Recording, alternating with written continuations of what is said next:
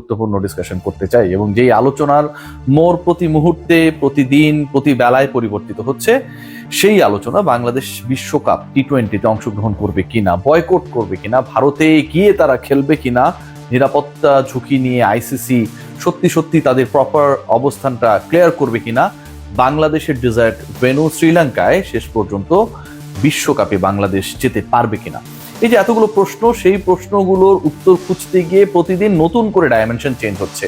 এবং এই মুহূর্তে ট্যাগলাইনে যেটা দেখছেন যে বাংলাদেশের গ্রুপ চেঞ্জ করা নিয়ে একটা স্ট্রং ডিসকাশন চলছে বিটুইন আইসিসি অ্যান্ড বিসিসিআই, এবং এখানটার সাথে এসএলসি শ্রীলঙ্কা ক্রিকেটও জড়িয়ে গেছে।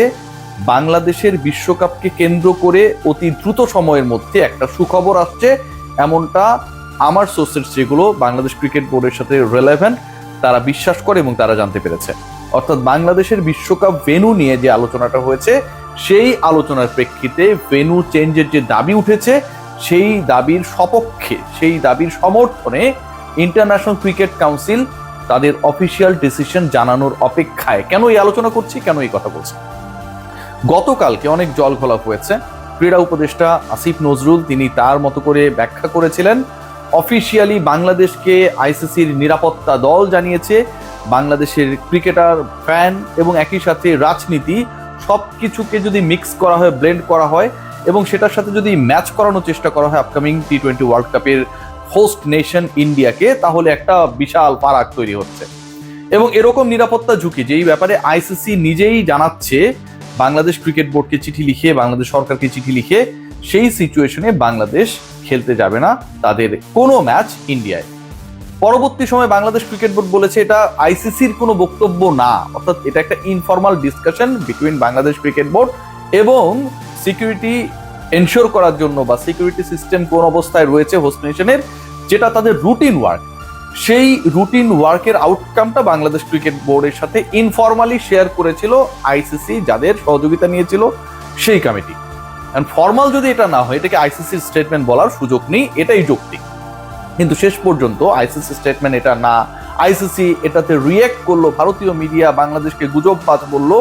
সবকিছুর পরেও বাংলাদেশের বিশ্বকাপ ভেন্যু পরিবর্তন হতে যাচ্ছে এবং সেটা ডেফিনেটলি শ্রীলঙ্কায়। শ্রীলঙ্কায় বাংলাদেশের বিশ্বকাপ ভেন্যু পরিবর্তনের এই মুহূর্তে একটাই সহজ পথ খোলা রয়েছে আইসিসি এবং বিসিসিআই এর কাছে। প্রথম ব্যাপার যেটা, যে সেই গ্রুপ পরিবর্তনের যে সহজ পথটার কথা বলছি, বাংলাদেশ কোন গ্রুপে খেলবে, কার কার সাথে খেলবে, কবে ম্যাচেসগুলো হবে এবং কোন মাঠে হবে, সেগুলো নিয়ে যেমন আলোচনা রয়েছে, একই সাথে যেই আইসিসি বলছে যে অফিসিয়ালি এখন পর্যন্ত বাংলাদেশের নিরাপত্তা ঝুঁকি নিয়ে আমরা কোনো কমেন্ট করি নাই, আবার বলা হচ্ছে লো থেকে মডারেট নিরাপত্তা ঝুঁকি, যেটা যে কোনো দেশেই হতে পারে, যে কোনো হোস্ট নেশন যে কোনো টুর্নামেন্ট আয়োজন করতে গেলে সেটা হতেই পারে, যে কোনো প্রতিপক্ষ দেশের ব্যাপারে সেটা হতে পারে। তারপরেও কেন আইসিসি বাংলাদেশের এই দাবিকে সিরিয়াসলি নিচ্ছে? দেখুন, লো হোক আর মডারেট হোক, মুস্তাফিজুর রহমান বাংলাদেশ দলের হয়ে খেলতে নামলে ঝুঁকি হতে পারে, সেটা ছোট ঝুঁকি হোক, সেটা মধ্যমানের ঝুঁকি হোক, উচ্চ ঝুঁকি হোক, যেই ঝুঁকি হোক। আসিফ নজরুলের বক্তব্য ভুলে যান আপনারা। 72 ঘন্টা ময়েশ্চার লক সমৃদ্ধ লিলি বডি ওয়াশ, শিয়া বাটারের গুডনেস স্কিন রিপেয়ার করে রাখে সফট ও গ্লোয়িং। আইসিসির বক্তব্য ভুলে যান। যেই অবজারভেশনটা, আনঅফিশিয়াল অবজারভেশনটা বাংলাদেশ ক্রিকেট বোর্ডের কাছে পাঠানো হয়েছে, মুস্তাফিজ খেললে ঝুঁকি হতে পারে, এইটাকে কি আপনি সিরিয়াসলি নেবেন কি নেবেন না? অবশ্যই নেবেন। বাংলাদেশের ফ্যানরা জার্সি পরে যদি মাঠে যায় অথবা মাঠের আশপাশে ঘোরাঘুরি করে, যাদেরকে দেখে আলটিমেটলি আইডেন্টিফাই করা খুব easier that they are the fans of a particular country, সেই জায়গাটায় সেই ফ্যান্সদেরকে কেন্দ্র করে ঝুঁকি হতে পারে, এই বক্তব্য বা এরকম কোনো ইনপুট ওই ইনফর্মাল ডিসকাশনে হয়েছে কিনা, লজিক্যালি আমরা চিন্তা করি হয়েছে, যত কমই হোক না কেন হয়েছে, তো হয়েছে, ঝুঁকি আছে। অন্য কোনো দেশের ক্ষেত্রে অন্য কোনো ক্রিকেটার পার্টিকুলারলি কোনো একটা শহরে কোনো একটা দেশে গিয়ে খেললে ঝুঁকিপূর্ণ হতে পারে, এরকম কি অবজারভেশন ওই একই কমিটি, একই নিরাপত্তা কমিটি দিয়েছে? ওই আইসিসির একই নিরাপত্তা কমিটি কি অন্য কোনো দেশের ফ্যান্সদেরকে নিয়ে এরকম কোনো অবজারভেশন দিয়েছে যে তারা তাদের দলের জার্সি পরে, ধরেন খেলার মাঠের বাইরেও তো অনেকে ঘুরে, খেতে যায়, রেস্টুরেন্টে যায়, বিভিন্ন সুদর্শন জায়গা দর্শন করার জন্য যায়, সেই সব জায়গায় যদি সেই ফ্যান্সরা যায় তাদের দেশের, তাদের দলের জার্সি পরে, তাদের জন্য সেটা ঝুঁকিপূর্ণ হতে পারে, এরকম কি কোনো অবজারভেশন ওই নিরাপত্তা কমিটি বা দল বা ইনফর্মাল ডিসকাশন, মেইল, যেটাই হোক না কেন, এসেছে কোন দলের ব্যাপারে, বাকি 19টা দলের ক্ষেত্রে আসে নাই, বাংলাদেশের ক্ষেত্রে এসেছে। আপনি যতই গলার জোরে যতই গায়ের জোরে বলার চেষ্টা করুন না কেন যে এটা ইনফরমাল এবং এটাকে পাত্তা দেওয়ার কিছু নেই, ভাই আমি মনে করি এটাকে পাত্তা দেওয়ার যথেষ্ট কারণ রয়েছে। এই বক্তব্যটা যদি বাংলাদেশ সরকারের হইতো, বিসিবি হইতো, মুস্তাফিজের হইতো, ফ্যানদের হইতো, কোনো একটা মিডিয়ার হইতো, আমি এটাকে পাত্তা দিতাম না। কিন্তু আইসিসির গঠন করা কমিটি, সে লো বলুক আর মডারেট বলুক, এই ঝুঁকির কথা তো বলছে, এবং যেই ঝুঁকিটা কমন ঝুঁকি না, কমন ঝুঁকি না বলতে অন্য কোনো দেশের কথার কথা, মিচেল স্টার্ক খেলবে এটার জন্য ঝামেলা হইতে পারে অস্ট্রেলিয়া টিমে, মিচেল স্টার্কের উপস্থিতি লো পর্যায়ের একটা রিস্ক ফ্যাক্টর হিসেবে কাজ করতে পারে, এরকম কি কোথাও আছে? নেই রে ভাই। নিউজিল্যান্ডের সাপোর্টাররা তাদের জার্সি পরে ধরেন মাঠে খেলা দেখতে গেছে, তারা হচ্ছে রেস্টুরেন্টে খেতে গেছে, বারে বিয়ার পান করতে গেছে, হ্যাঁ, যেহেতু ওইসব দেশে এটা চলে, সেটার জন্য ঝামেলা হতে পারে। সেই ঝামেলা 1% হোক না কেন, এরকম কি কোনো ডিসকাশন রয়েছে? নেই, বাংলাদেশের ক্ষেত্রে রয়েছে। তার মানে এটা দাঁড়ায় যে যেই ঝুঁকির কথা আমরা বলছি, যেই ঝুঁকির কথা আলোচনা হচ্ছে, যেই ঝুঁকি নিয়ে ভেন্যু চেঞ্জের কথা বলা হচ্ছে, দেশ চেঞ্জের কথা বলা হচ্ছে, সেইটা ভ্যালিড। যে কারণেই ICC is going to take a decision, এবং বাংলাদেশ ক্রিকেট বোর্ডের সাথে সেই ডিসকাশন নিয়ে ইনফরমাল ডিসকাশন চলছে বলে আমি মনে করি, আমি জানি, এবং সেই ডিসিশনে হোপফুলি বাংলাদেশের পুরো ওয়ার্ল্ড কাপের গ্রুপটাই চেঞ্জ হয়ে যাচ্ছে। লেটস সি যে গ্রুপটা রয়েছে এখন পর্যন্ত, যে গ্রুপগুলো রয়েছে এবারের বিশ্বকাপে, আপনারা জানেন যে 20 দল অংশগ্রহণ করবে, one of the largest tournament, মানে according to the number of team who are going to be the participant of this world cup. 20টা দল রয়েছে, গ্রুপ রয়েছে 4টা। এই গ্রুপে রয়েছে India, Pakistan, USA, Netherlands and Namibia. India পাকিস্তানের ম্যাচ আপনারা সবাই জানেন শ্রীলঙ্কায় অনুষ্ঠিত হবে, এবং ইন্ডিয়া পাকিস্তানের গ্রুপে বাংলা যাচ্ছে না। তো গ্রুপ বিতে রয়েছে Australia, Sri Lanka, Ireland, Zimbabwe, Oman. Group C বাংলাদেশের গ্রুপ, সবচেয়ে আলোচিত group, England, West Indies, Nepal, Italy. And group বিতে রয়েছে New Zealand, South Africa, Afghanistan, Canada, UAE.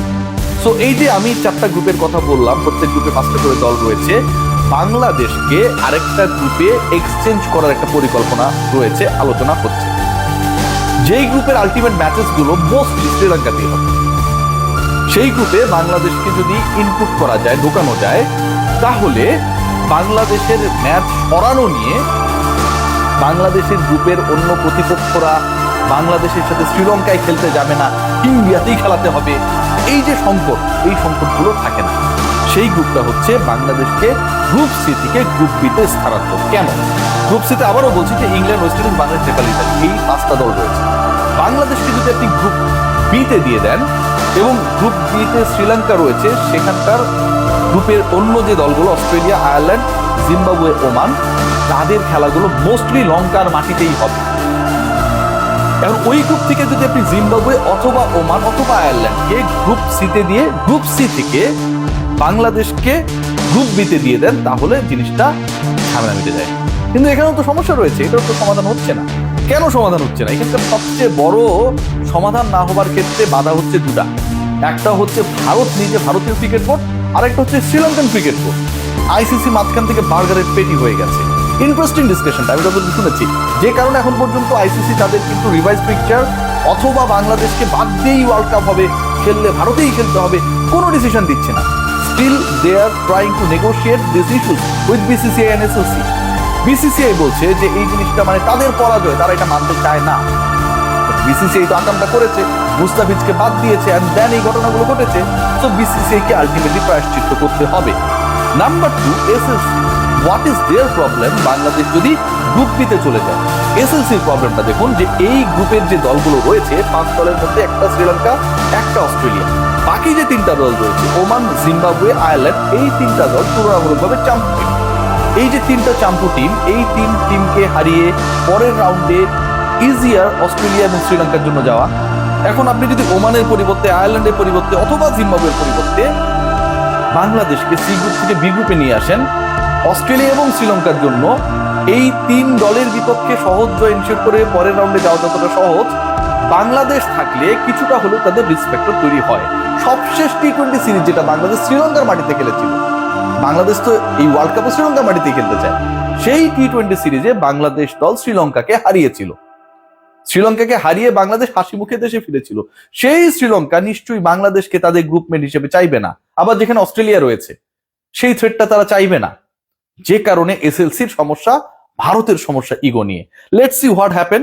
যে ডিসকাশনটা হচ্ছে, গুড নিউজের অপেক্ষা আমরা রয়েছি, বাট শেষ পর্যন্ত সেই গুড নিউজটা কখন আসে সেটাই যেন এখন হার্টবিট বাড়িয়ে দিচ্ছে সবাই ভালো থাকবেন, টেক কেয়ার।